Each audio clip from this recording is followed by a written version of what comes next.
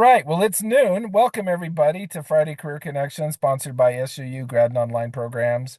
And for our speaker today, well, our guest, I say, we're not really speaking, we're just having a conversation. But Katie is an SUU alum and works in the marketing field. She's a VP of marketing for BaseCamp Franchising, which runs Kid to Kid and Uptown Cheapskate, which are clothing resale stores which my daughters love. So we're excited to hear about her journey. Before we get going, I would love if you wouldn't take a minute to put where you're currently located in the chat so we can see who is in Northeast Ohio and other places. So if you'll drop in the chat real quick where you're currently located, I would appreciate that. I'm going to put my location. And I know, oh, we got Cedar City, Cedar City. Good. I'm in Salt Lake right now. We should give a prize to who comes the farthest. Kiana, you probably would win. Someone in St. George, Brian in St. Nice. George, Felicia in Highland. Felicia was here last week. Paid in Cedar. Great. All right. All right. So, oh, someone from Canada. Wow. Wow. Kiana, I just think you lost the prize. Although you're probably further geographically away compared to Edmonton, Alberta, but well, that's fantastic. Amos, thank you for joining us from Canada. All right, I'm excited. I've met with Katie several times. She's actually was connected to me by my brother, which is a fun connection, but really interesting career journey in marketing. I love that marketing though is a central theme. So tell us your story. Tell us how you got from SUU to a VP of marketing for a national brand. We'd love to hear that All story. right. Well, sounds good. I've done this a few times, but every time I'm at another job and I think, "Oh my gosh, I'm getting so old because I have a long career history now." But that means I have lots of different experiences to talk about. So, sort of a brief overview. I graduated from SUU in 98, and actually, Tad's brother Tosh apparently they have an affinity for T names in their family, was the student body president when I was at SUU, and I worked on the student activities board with him. So he will come into the story later, which is why I'm mentioning that now, but was someone I worked with in college. I was really active at SUU. I was in a sorority. I did student government. Just really loved my time in Cedar City and feel like a lot of my future career success was based on being able to be involved in a wide range of things at SUU and network. And so that's going to be a theme of my career path as well. So went to SUU, graduated in 98. I did go on an LDS mission to Switzerland. So I came back in January of 2000. And at that time, Salt Lake was gearing up for the Olympics in 2002. And I had thought that would be such a fun thing to be a part of when we first got the bid when I was in college. And so I applied for two jobs. One was at an ad agency that I had worked at in college, and one was I happened to see that Tosh Brinkerhoff, Tad's brother, was working at the organizing committee, and have always heard networking is a great way to get a good job. So I reached out to Tosh, and it's funny, I read my cover letter a while back, and basically I was like, I'm pretty qualified for any job you guys have over there, which was funny with just a college degree for me to have that level of confidence, but good for me. And Tosh came back and said, actually, we've got this opening in my department in the sport group supporting short track speed skating and figure skating at the Delta Center.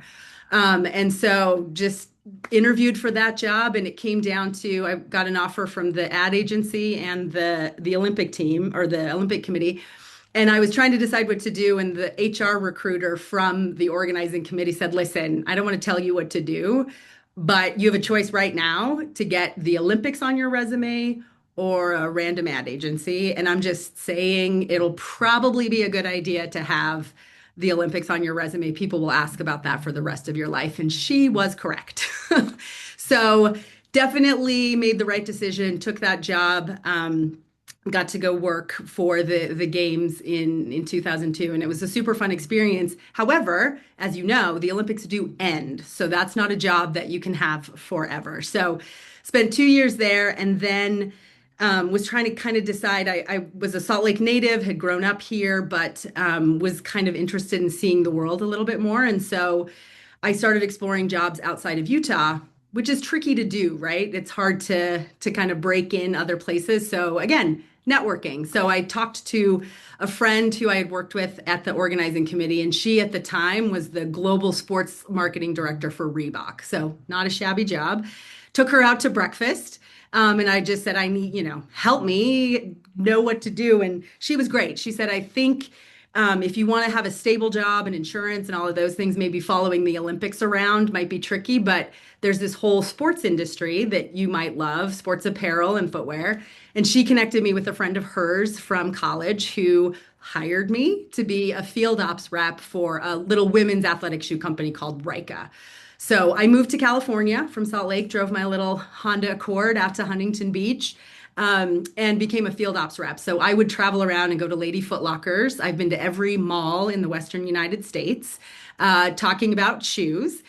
And I did that job for about 5 years. They moved me to Boston, which is where the home office was. That was an incredible experience to go there. We got to sign Kelly Ripa as our spokeswoman. That is a name that meant a lot more 20 years ago when it happened. I think she was at the zenith of her powers then. She's probably, maybe some of you don't even know who she is, but it was a big, exciting thing at the time. And then I had been there about 5 years. I was back in California at that point. They kind of moved offices a little bit and was just ready for another experience. And so, what do you think I did? Do you think I looked at my network and talked to people in my network? That's exactly what I did. I had some friends who were pretty tied in the footwear industry, and they recommended I reach out to a recruiter friend of theirs and just get my name on some lists. And an opportunity came back with a little footwear brand, a fashion footwear brand called Tree Torn. And at the time, they were owned by Puma, which was back in Boston. So I interviewed there, and thankfully was able to get that role. So it was the director of marketing for this little brand. Moved my little self back to Boston. So if you're keeping track, I have now moved across the country 1, 2, 3 times. Put a lot of miles on that little Honda Accord, and did that job for about a year. And then this is where I'll tell you guys, I had had all these cool jobs, all these great experiences, and I really was not enjoying my time at Tree Torn. It was a fashion brand. I was more interested in sports, and I just kind of felt a little adrift. And I was at I was at a trade show in Barcelona watching mimes walk by on stilts, and I was like, this is not the job for me. I don't think this is right. So I started thinking about, what am I going to do? I'm here in Boston now. Like, what do I want my next step to be? And one of my colleagues came into my office and said, listen, I think you like sports more than you like fashion, and we are a sports brand. And the person running the golf category, she doesn't like sports. She likes fashion. Why don't we just have you trade jobs? So one day we just packed up our little offices and we marched across and we traded jobs. So I started running the golf category and she started running the fashion category. And we both were happy as clams, to be in the spot that we were really happy. And so I think that's sort of a testament to, you can be in a job that maybe you're not super happy in. It doesn't always mean you have to leave a company. And companies are often open to, hey, you're a talented person, but you're not happy. How do we find something for you that's going to make you happier? And I'll always be grateful to Puma for being creative and being open to, instead of losing two employees, finding a way to make them both happy. That was a pretty cool Ka- experience. Katie, can I ask you a question? Did you verbalize your discontent, or was that just manifest in your body language? And what Well, would you recommend? yeah, I will say I definitely had confided in a couple of friends in the department, and the person who proposed this was in that little kind of circle of friends. But I will tell you, I think you can tell when somebody's not happy at their job in their kind Mm. of demeanor. I wasn't brave enough at the time, I'll just say that because I thought if I said I'm not happy here, they would say pack your bags. It was early enough in my career that I think I didn't have the confidence to say, hey, I'm talented, but I'm not happy. And I was really grateful to the friend who was able to kind of be that mouthpiece. Because when he presented it to our CMO, who I'm still in touch with today, Tony was like, yeah, actually, that makes a lot of sense. Both of them seem a little like they're on a rain cloud. Would So, you would yeah, go would ahead. you do anything differently looking back? Would you play it out in a different way? Looking back, honestly, I think I got lucky that it played out nicely for both Mhm. Sabrina, the other person, and I, that we confided to people who had our best interests at heart. I think something like that could go sideways at a company, not being Yeah. direct with your boss. But it can be tricky to feel that confidence. My lesson from that was that when it was presented in a like non-emotional way of like we have two great people, they need different opportunities. Um, the right leader sees that as an opportunity, not a problem. So in my career now, I'm much more likely to voice I'm having trouble here. And I did that at a job later on in my career. Said I don't love what I'm doing. I had a proposal of something else I wanted to do and ended up there. So I think it's scary when you're younger to think, oh, they're just going to tell me to leave. And that's not necessarily the truth. If you've done a good job and you've been a good person to work with and you've shown that you have some talent, I think it's companies are willing to look for a place for you to be happy. Great. Thank you. Yeah, Keep of keep going. course. Sorry. I Yeah, no, no, no. Please, please, please, please. I mean, anybody ask a question. So I spent a really fun time at Puma Golf. There, I was able to sign Ricky Fowler, another name that I don't know if that means anything anymore, but he's a professional golfer. There we go. Jackson knows. He was kind of the hot prospect at the time, and we were able to bring him over to Puma. It was a really fun project to work on. Then I got a call out of the blue from an old boss who I had worked with at the organizing committee, and she had lunch. Been in Colorado Springs and had lunch with some of her old colleagues that were still tied into the Olympic world. And the U.S. Olympic Committee, which manages sort of the U.S. Olympic and Paralympic presence. So they're the ones that support the team when they go to the Olympics. They're kind of the umbrella organization that all the sports fall under. They're based in Colorado Springs. They were looking for somebody to manage all of the athlete outfitting. So if you think about the Olympics, the opening ceremonies uniforms, the gold medal outfits that they wear, everything they wear around the village, all the clothes you see, that was the job that they were looking for, was somebody to manage that relationship with Nike and Ralph Lauren and then to actually do the distribution of all of the athlete gear. And they were looking for somebody who had been on an organizing committee, had a background in apparel, and spoke a second language, which was kind of a funny thing that they wanted. But they were having trouble finding that person. And I laughed and said, I think it's because it's only me. Like I'm the only person who's kind of had that background. So flew out to Colorado Springs, interviewed, and got that job. And it was as fun as it sounds. Like, honestly, that sounds kind of glamorous, and it was a lot of work and really hard, and also just as fun as it sounds. So, I spent 5 years there, went to Vancouver, Sochi, London, any athlete you can think of that was at any of those games. I saw them changing their clothes, trying on their uniforms. We would get to go to London or Vancouver, and in the case of Sochi, we actually did it in Germany. And every athlete would come through. We get to meet all of them. It was so fun. Learned a lot. Had to, build these distribution centers in other countries. Work with language barriers and work with the marketing teams on how to message it. It was ridiculously fun. I had a wonderful time, a great job for your 30s to travel on the company dime and truly see the world. I went to China, I went to Russia. It was really, really fun. Um, After 5 years of that, though, I thought, I wonder if I'm sort of stagnating a little bit here. Like, I was in my later 30s and wanted to make sure I had a career path that was going to kind of move me along. And so I had written a little list of companies I'd love to work for, and the North Face was one of those companies. I had a couple friends who worked there. There we go. So I reached out to one of my friends, said, is there anything kind of popping at the North Face? And there happened to be a brand marketing job in women's snow sports and running. So I applied for that role. called in some favors from friends who knew people that worked at the North Face and was able to land that job and moved to San Francisco for that role. So spent about 18 months there. It was really fun. Big public company, big budgets, sort of an opportunity to be part of a pretty well-known brand. Went to outdoor retailer, got to come home to Utah for that and learned a lot. Got to do some big campaigns, had a TV commercial that aired during the final episode of Mad Men, like just really that sort of stuff you think of when you're a marketer. Like I'm going to get to do big, cool, fancy projects. Met a lot of great people, but my father passed away while I was out there. My brothers and sisters started having kids, and so like many good Utahns, I made my way back to Utah.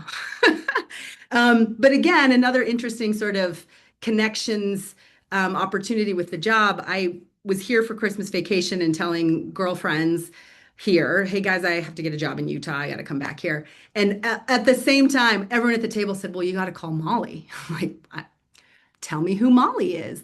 And Molly had run an agency here in Utah that's still here that does branding and wayfinding signage for arenas and stadiums around the country. So any stadium or arena that's opened in the last 10, 20 years, they've probably had a hand in designing the signage in the building. They've done projects at the Delta Center all the way on up to stuff for, now I'm losing every name of every sports team in the world, but the Golden State Warriors, the Detroit Red Wings, they've just been involved in a million different with a million different teams. So I called Molly because my friend said to call Molly and was able to secure a job there and get me back to Utah. Then I did something that I'm just going to tell you all you should probably do one time in your career, and that was after 18 months there. I felt burnt out. The Olympics is a fun job, but it wears you down. Like I mentioned, my dad had passed away. I felt like I just hadn't ever had any time to kind of breathe. And so I walked into my boss's office one day and I quit my job and I didn't have any job lined up. I was just going to take the summer off. And maybe that's an irresponsible thing to tell a room full of young people, but it was also like one of the best decisions I've ever made because I needed just a little time. And I'll tell you guys, I don't have a partner. I don't have family wealth. I had to build a secure cushion for myself. So it wasn't like I had some backup there. I took the steps to make sure I could do it, but I just needed a break and I needed some time to rethink what I wanted the second half of my career to look like. And so I told myself then I was going to do it every 5 years, but that's a little easier said than done once you do it. But it was really nice to kind of have, as an adult, a real break. I started looking for a job pretty quickly. I knew I did need to get back to having an income, but it was really nice to have a couple of months to go to the pool and to dinner with, or to lunch with friends and hang out with the little kiddos that my siblings were producing. So it was really fun. I got a job at an HR software company here in Salt Lake called OC Tanner. Are any of you familiar with OC Tanner? It's an institution in Salt Lake. It's been around for about 120 years. So great company to work for. I wanted to learn a little bit about B2B, how to sell not just to consumers, but to other businesses. And so that was a really great opportunity to just learn another facet of marketing. And I managed international marketing there. So I worked with Australia and India and Canada, had an opportunity to kind of learn some things from those other countries. And then, as you all know, in 2020, something dramatic happened and we all got sent home to our houses. And while I was kind of dealing with COVID and some changes at OC Tanner, I felt like I wanted to go back to consumer marketing. I really liked having a product. I liked doing ad campaigns. You write a lot of white papers and do a lot of webinars at a B2B company. And that just wasn't as exciting to me. It can be. I don't want to deter anyone from a B2B life, but it just wasn't for me. And there's a company here in Utah called Cricut, not the burner phones. It's the crafting company. Hope you all are familiar with it. And I had always heard that they had an amazing culture. I had a couple of friends and a cousin who worked there. And they had a brand marketing job open. So I ended up over at Cricut, got a chance to get back into consumer marketing, doing the fun stuff, building campaigns, making content. There's still some tutorials that I made on how to make greeting cards that you can find on YouTube that I had no business making as a not great crafter, but I think my tutorial is pretty good. So had some great opportunities there. But I did get to the point where I had been a manager, a senior manager. I was just sort of ready for that next big career jump. And those are hard to make. It's hard, it's tricky to go from manager to director. There are obviously fewer positions. You have to have had a range of skills to be a director. So I started kind of talking to friends who were in that role and who had VP roles about like, what do I need to do to get myself in a position to take those higher level jobs? um, and got tons of great advice. Here's where at Cricket I talked to my boss and I said, "Listen, I want a bigger role. I want to move up. What should I do?" So she started helping me kind of build. This is what it would look like. This is what what we would need to get in place. While she and I were having those conversations, a friend reached out to me and said, "Hey, this local company is recruiting me, but I'm not qualified for the job. I don't want the job, but I think it sounds really perfect for you. Do you want to talk to them?" So I sent another very overconfident email to the CEO and said, "Yeah, I could. I mean, here's my Basically, at this point of my career, I usually just send my resume and say, here you go. See all those brands? You should probably talk to me at least." So um, I got an email back from him within 30 minutes of like, "Hey, can we hop on the phone?" So end up talking to this very cool young guy who was the co-CEO of a franchise. I'd never thought about franchise. I don't know about you guys, but franchise sounds kind of cheesy to me. I was like, what is this like? It just didn't, franchise had never been something that I had thought about. I knew about Uptown Cheapskate and Kid to Kid, but I thought it was a couple of like regional stores. Really didn't know. He sends over a deck that's like, "Oh, we're a $250 million company with 250 stores across the country." And it was like, "Oh, well, let's chat." So we talked.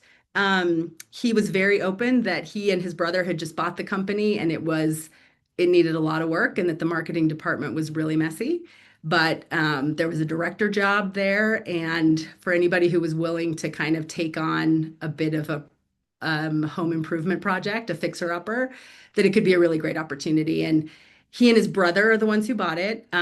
They were Harvard MBAs from New York City, and I didn't want to pass up an opportunity to work for some incredible people, really trying to build something special. So I took the job, and they had been really honest about how bad it was, and it was worse. I felt like I was just pulling up rocks and finding worms and beetles scattering everywhere. But have had an amazing 2.5 years rebuilding the department.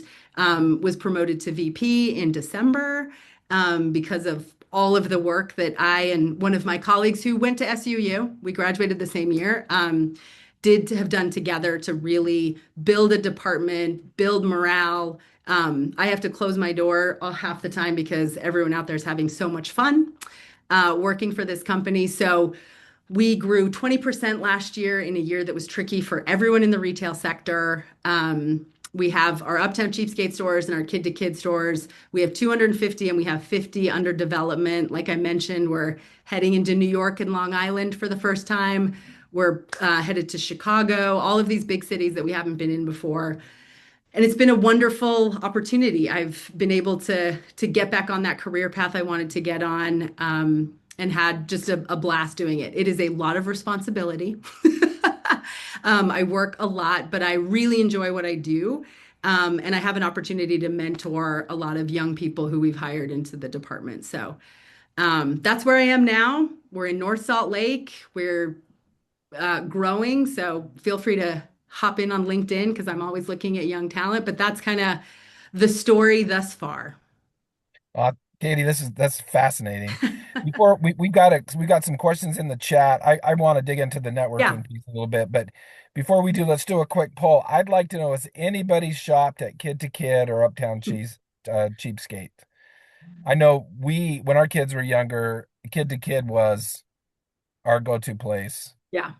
Okay, so yep, we have several people that Okay, have. look at that. I love to see it. Uptown. And you're opening in St. George, right? We are opening in St. George later this year, so you might even see some marketing there in Cedar City. That's great. Oh, Yeah. people have actually sold their clothes too. That's Okay. great. Yeah, that's our so that for those of you who don't know, our concept is cash. We pay cash for clothes. So you come in, you bring your old stuff, we buy it, you use that to buy new stuff. It's a pretty appealing business model, especially right Yeah, now when things are a little crazy.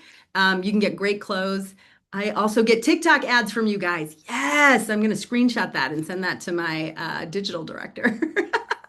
that's great. So we got a question from Yeah. Vincent. Vincent, thanks for the question. And I really like this question. It's like, what advice would you have for some younger folks to start working towards those positions and developing those skills that you've Yeah. achieved? What are the tools? Is it industry knowledge? Is it close connections, Yeah. networking, or something else? So I love this question because I think sometimes we think there's some like esoteric thing that we need to learn how to do that someone else has gotten that, an advantage that somebody else has. And I will tell you, this is really the truth, is that developing a genuine interest in other people so that you can be an authentic networker is a huge one. So this isn't, I'm going to spam 50 people with LinkedIn messages and hope that someone will connect with me. This is learning to genuinely be interested in other people and what they're doing. And as you become that person who's genuinely interested in other people and wants to know, like, if I get a message from a young person that's like, your career path is really interesting, I'd love to hear more about it. Can I get 15 minutes with you? I'd love to speak with you about how you got there. That's something I'm willing to do, right? Because everybody loves to talk about themselves. So developing this genuine interest in other people. I am, and it may not show here today, but I am generally a shy sort of introverted Mm. person. I've had to learn how to get out there a little bit more in order to have the career that I've had and to survive in adulthood, right? But my resting state is I would really like to not talk to people, but I am genuinely interested in people. And so I've been able to build a really big network because I check in with people. Oh my gosh, I saw you got a promotion. I'd love to hear about it. Hey, did you have a baby? Like being interested in people's lives, being interested in what they're doing and building that network. You just never know who's going to be in a position later that they might think of you or remember you. I will tell you guys, I have an employee right now who I had an intern at the USOC. We became really good friends and have stayed in touch forever, and we're friends now. And she called me one day. She's like, "Oh my gosh, we just had layoffs at Backcountry, and we have this amazing gal, but she was first in or last in, so she's first out. She's 25. She's just starting a marketing career. Would you just talk to her and give her some pointers?" And in the course of talking to this young woman, I was like, "She's amazing. I'm going to talk to my boss about hiring her, even though I don't even have a head count right now." And my boss agreed that we didn't want to lose out on this person, and we hired her, and she's now one of our best employees. So you just don't know who's going to end up being that person that connects you to a role. So that's my first thing is just like genuinely learn how to be interested in people, to connect with people, to stay connected with them. Those are some of the ties that are going to help you find all kinds of opportunities from work to friendship to other opportunities. The other thing I would say, and this is going to sound like not career advice, but it really is. Learning to be a resourceful person makes you indispensable in any job you ever have. If you are a person who can just get things done, if you are a person who says, "Yep, I'll figure that out. Yep, I can handle that." And it doesn't mean, you bury yourself in work, but if you're someone who figures things out, everybody wants you on their team. And you really can that helps you to develop other skills, that helps you to sort of see, hey, there's a need at this company and I bet I can fill that and I'm going to ask if I can take that on. Those are the kinds of people who are always going to have a job because they've established themselves as, when I have so and so on my team, things get done. When I have an employee who I mention something to, like, "Oh, it'd be great if we had this," and they come into my office and say, "I actually built that last night." Not that you have to work at night, but you know what I'm saying. That's a person that I'm going to keep around. That's a person when a round of layoffs happen that you're like, "Well, we can't let so and so go because so and so makes things happen." So being resourceful, being able to say, Gosh, I don't know how to do this, but there are a million tools to figure it out, and AI just made it 97 times easier. Be that person. Learn to be resourceful, learn to be a person who gets things done. Those are my two biggest pieces of advice is be a good networker and be really resourceful. And you can use that for every part of any job and any industry that you're in, truly. And I've bounced around. I mean, my Olympic job was not a marketing job. It was more of an operations job with a marketing flavor. But I just jumped in, like, I don't know anything about any of this, but I can figure it out. I can lean on other people. I can talk to folks in my network who know how to do this. And that I think is why my name has come up so many times when people have seen an opportunity. I'm someone that's come to mind because I add a lot of value when I come there. Yeah, I totally agree. If you can solve problems rather than create problems, you're good as Yeah. gold. So, hey, before we get, Darren's got a question, which is another really good question related to Yeah, sports marketing. But before we get to that, so obviously networking is important, but you also know marketing, brand management, blah, blah, blah. sure. Yeah. How did you develop? I'm sure you learned a ton at SUU, Yeah. but how did you learn on the job, or how did you continue to sharpen your skills in these different areas? And did you intentionally seek positions that taught you new things, or did that Yeah. just kind of happen? No, that's a really great question. So I would say, yes, I learned a ton at SUU, but you guys probably know marketing has changed dramatically from when I was taking classes on how to write a PR release and how to lay out a print advertisement to now. Like what I learned at SUU was a lot of skills, right? The knowledge of how things work is just going to change throughout your career. And nowhere has that been more obvious than marketing. When I was at the little shoe company, I started to see, oh, there are all these women creating these blogs and they're talking about products. And what if I send them the footwear that we sell? Would they talk about that on their blog? If I offer them a gift card, will they? So started to learn what influencers look like. I started to see on those blogs that there was advertising. Can we advertise specifically to this demographic here? It's curiosity. You have to continue to be curious in your job. You have to know that you don't know everything, and you have to be curious about learning about other parts of the business. I think it's really dangerous in this day and age to get too niche in anything. The Swiss Army knife, who learns a little bit about everything and then can manage people maybe being those little niche, is the person who's going to advance faster and higher in their career. That's just a fact, is sort of being a little bit more of a generalist than too much of a niche person. If you want it, particularly in marketing, I think it's really important. I understand enough about digital. I understand enough about social. I understand enough about grassroots to be able to manage a group of people that are doing all of that and to understand how those things all fit together. And that's what a leader is somebody who can say, okay, I see down the road what things are going to look like, what we're going to need now to get where we want to be, and how all of the different pieces of the puzzle fit together. And that's curiosity. I have always been somebody who's reading industry publications, who's listening to podcasts, and I don't want that to sound like all I think about is marketing. I have a very rich life outside of marketing, but I'm curious. I want to know what's going on in the world, and particularly in marketing, culture is important. Knowing trends, understanding what people are talking about, what's out in the zeitgeist. If you watch almost anybody's social media feed at this point, you're going to see you don't understand it unless you understand some of what's going on in pop culture. If you don't understand what's going on the various trends on the various platforms, you need to be curious. And it doesn't mean you need to know everything about everything, but I have learned a lot, Tad, by being a curious person who wants to know, hey, what years ago started saying, what does AI actually mean and how can I perhaps use it? And I'll tell you, I don't think it's going to take over the world like everybody says, but it is a really valuable tool that we've been able to kind of bring into our department at our discretion rather than wait until a wave of AI comes in and all of us are scrambling to figure out how to use it. So again, I think it's more in your life now, guys, about developing these sort of different kinds of skills. Develop curiosity, develop the ability to figure out how to do things, get your networking skills on point, because everything that's like knowledge based, you can learn. There is a wealth of information out there, and you can learn how to do anything. being a person who is resourceful, is curious, that is something you kind of have to develop in yourself if it doesn't come naturally. And that's going to help you in any job you end up in, because the likelihood is the industry is going to change a lot. The things I knew 10 years ago are actually useless now. And so you have to adapt and you have to know how to adapt and how to be able to be someone who can kind of go with the flow, especially when it comes to marketing and being an entrepreneur.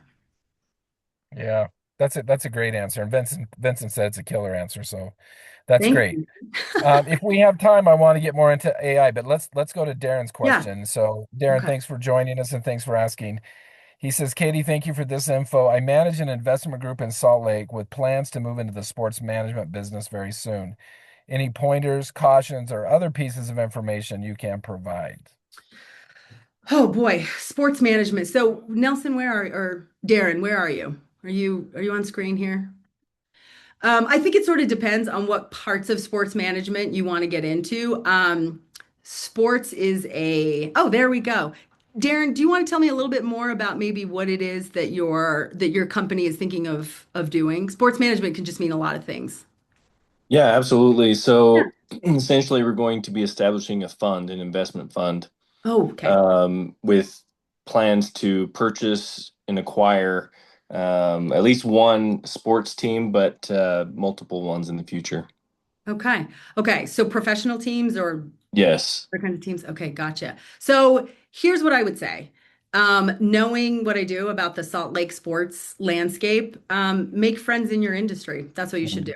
Like, you guys should be looking to learn a lot about what's already happening. You should be, I'm going to go back to my previous thing about being curious.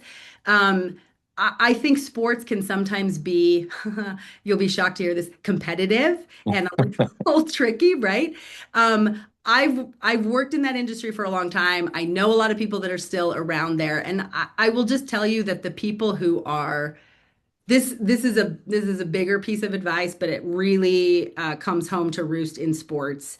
And this is a something that Conan O'Brien said on his last episode of the Tonight Show when he kind of got pushed out was work hard and be kind, and amazing things will happen. And I just use that as a mantra for my whole life, but particularly in my career, is that being a good team player and being good to work with and being fair to the people around you ultimately you come out in the end that being an advantage. And Darren, I would just say, sports can be cutthroat and ugly. And if you guys are not that way, I think that puts you ahead of the curve, particularly in a market like ours, where people are generally nice, but can also Yeah. knife you in the back. I'd also be happy to connect with you a little bit more and learn more about what it is you guys are doing, and happy to, make introductions if needs be, because there is a pretty small sports world here. And maybe just, give you some thought, a little more specific thoughts on the landscape here. But I think that sort of is a general thing that I think is really important, and again applies to any industry that you're in, not just the sports industry. Was that helpful Excellent. at all? Yeah. Yes, absolutely. I do appreciate it. I did reach out to you on LinkedIn, so Great. I'd be happy to talk more about it with you. Yeah, that sounds awesome. Yeah. Happy to do it. And Katie did include her LinkedIn link on the in the chat, so take advantage of that. So Yeah. great. Katie, can we dive a little more into AI, Sure. especially in the marketing space? Like if Yeah. you are trying to make a career in I mean, I think there's a lot of fear. I've read articles, Yeah. a lot of people are afraid that AI is Yeah. going to take their job.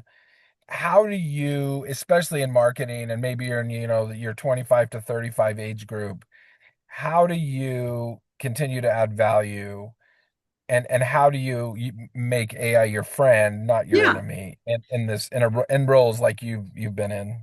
Yeah, so I have been, I'll use a kind of a funny example, but if you look at the Amish, they have in court, yeah, there you go.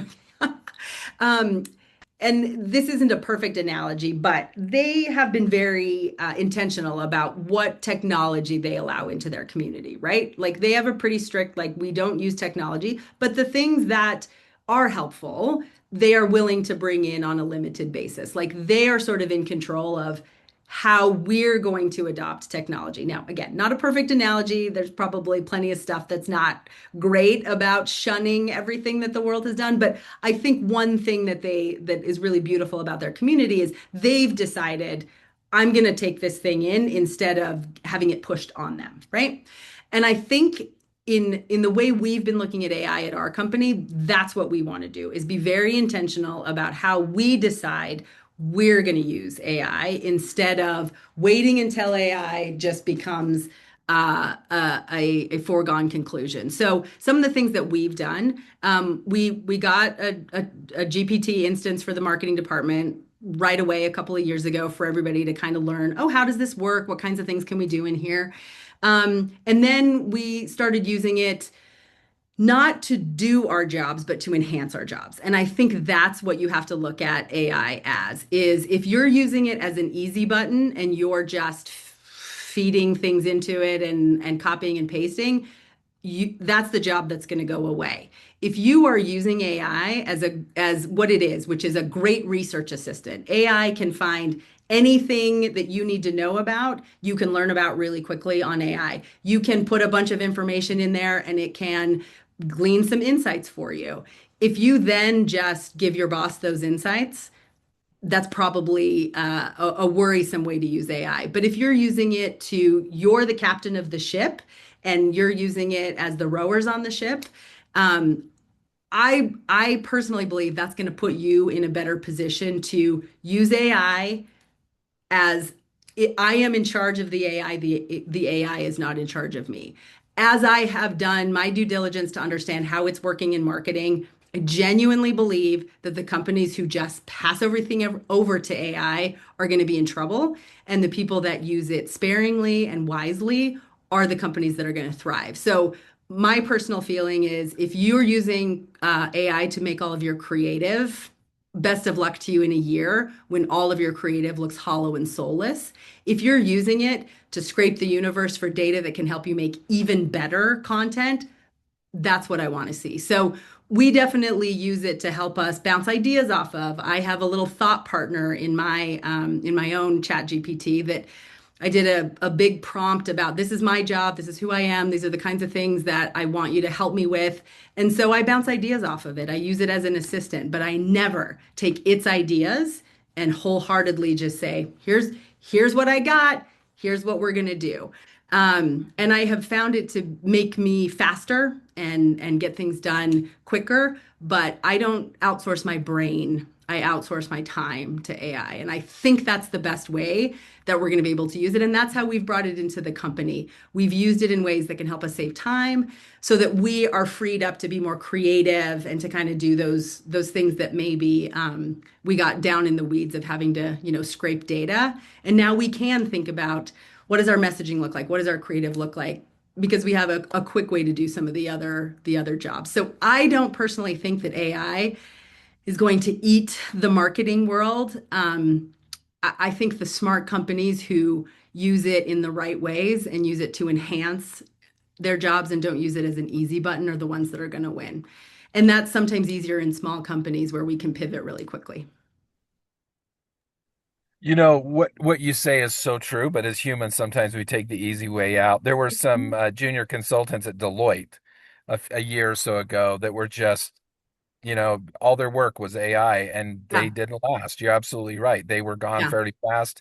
Deloitte lost contracts, and so I think you're absolutely right. So, Well, and the well, other thing I would say, just along that line, just really quickly, is the process of coming up with an idea is in itself a learning process. And if you outsource that, and again, use it as the easy button, you lose that cognitive capacity that you guys are all trying to build right now, that I'm trying to hold on to at almost 50. And so I think it helps me not to lean too far into AI when I think this might be making me dumber if I lean on it too much, and I want to stay sharp. And if the aliens take over, hey, I'll be one of the sharp humans. Maybe I'll get one of the better jobs. So think of it that way is you want to stay sharp and thinking about things and being creative and having to sort of write an outline or write a paragraph and not have ChatGPT GPT just do it, is where you stay sharp. And I just genuinely believe that's going to keep you out of the firing line when ChatGPT maybe does come for everyone's jobs, which it's really not Yeah. going to. Yeah. I think you're absolutely right. We, Katie, this has been fantastic. I learned a ton. We've got a couple of minutes left. And so just some kind of parting words. As an introvert, and I'm surprised you said you were an introvert, but as an introvert, what are two things you would recommend people do to develop the kind of network that you have? I mean, and give us Yeah. specifics. Like, is it take people to lunch? Is it stay on Yeah. LinkedIn for 10 minutes every day? Is it um, send Christmas cards? I don't know if your two top tactics, very, very, very specific tactics for maintaining the kind of network that helps you build your career. Listen, you may have been joking about Christmas cards, but I send 350 every year because if you get on my card list, you stay on my card list. And if you're on my card list, I feel very much like I can reach out to you at any time because you're a card list person. So I think things like that are a great way to keep in touch with people. I always connect either on Instagram or LinkedIn or somewhere with people that I meet. I think the other thing is just asking. Like when you meet someone at a party, say, I would love to stay connected. What's your Instagram? What's your phone number? Like, stay connected with those people, and then be interested in their lives. Again, I can't overstate how much when you're on LinkedIn, congratulating somebody who got a promotion that you met one time at a networking event connects you in a different way with that person. Just going through and asking a bunch of people to be your friend on Facebook is not the same as, oh, hey, we met at that party. I enjoyed talking to you. I'd love to keep up the connection. Then when you reach out to that person again, it doesn't feel hollow. If you've just sent out a bunch of invites with no note and nobody remembers what your connection is, that's not networking. That's just collecting names in a LinkedIn profile, but really trying to make that human connection. It's not about size, it's about quality, and it's about maintaining that group of people. And so, you mentioned like taking people out to lunch. When I was looking at, hey, I want to be a director, what are the skill sets I need to what are the skill sets I need to build? I took people out to lunch and just said, hey, I'd love 30 minutes with you, or take you to lunch, or make it really easy for them.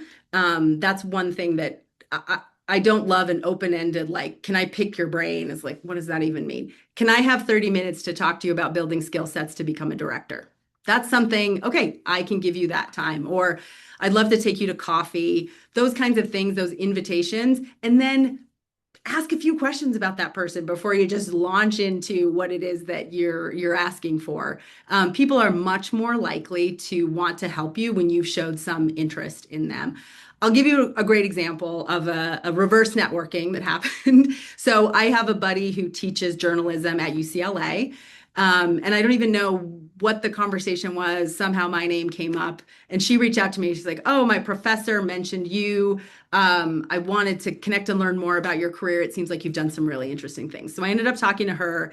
She was really engaging and interested and asked for advice. And so we chatted on the phone.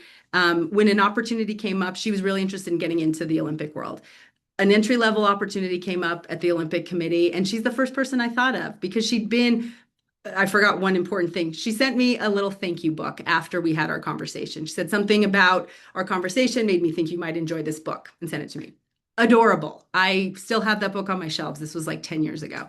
So when this opportunity came up, I thought of that young lady and I connected them. She didn't end up taking the job. She got offered the job. She didn't end up taking it, but it was such an example of like, here's a person who created a really human connection. And we never met in person. This was all over the phone and over Zoom calls. But I was so impressed with her sort of like, you're a person I'm interested in getting to know, and I'm going to invest some time in getting to know you. Those pay off much more than just trying to like, I'm going to meet 50 people today. So I have also had good luck with, to your point, Tad, finding people. Someone writes an article about somebody in your industry and you are really fascinated by that person, writing out and saying, I saw that article in Fast Company. I loved what you said about this. I'd love to get to know you. Those are things, shoot your shot, like get out there, try that stuff. I have forced enough people to be my friends over the years just because I kind of don't give up on people I want to be friends with. So whether that's from a professional or a personal standpoint, if I think somebody seems interesting or cool, I'm going to try to make that connection with them. Is that helpful? Yes, yes, I love it. You are a wealth of information, and we're out of time, but we really appreciate your time. I hope those of you who make the time to come to these things and connect with the people, you're really smart and you're Yeah. making the right career move. And you notice that not everybody's here, but for those of you who are here, I think it's going to pay off. You don't know it yet, but it will pay off at some point. So, Katie, thank you so much. Of course. We appreciate it. We just love our SU alums who have been successful and I use that mean, education and just their own personal passion to do well in a career. So you make us yeah. proud. Well, So thank you. thank There you. are a lot of us. So, Our get there are we're the hidden gem in Utah. we really, Just a quick reminder: next week, our guest is Brent Christensen. He spent his career in the Foreign Service. One of his last assignments was the president of the American Institute of Taiwan, which is he was akin to a ambassador level position for Taiwan. So he's a Chinese expert, and he will be talking about his international career in foreign service. And he spent most of his time in Asia, mostly China. So if you have an interest in government service or international business, I hope you'll join us. He'll be really, really fascinating. So thanks, everybody. Enjoy the weather out there, and I'm going to get back to the zoo. So we'll see you. nice to meet you all. Bye. See you. Bye bye. Bye, Katie. Thanks. Mwah. Bye. Thank you, guys.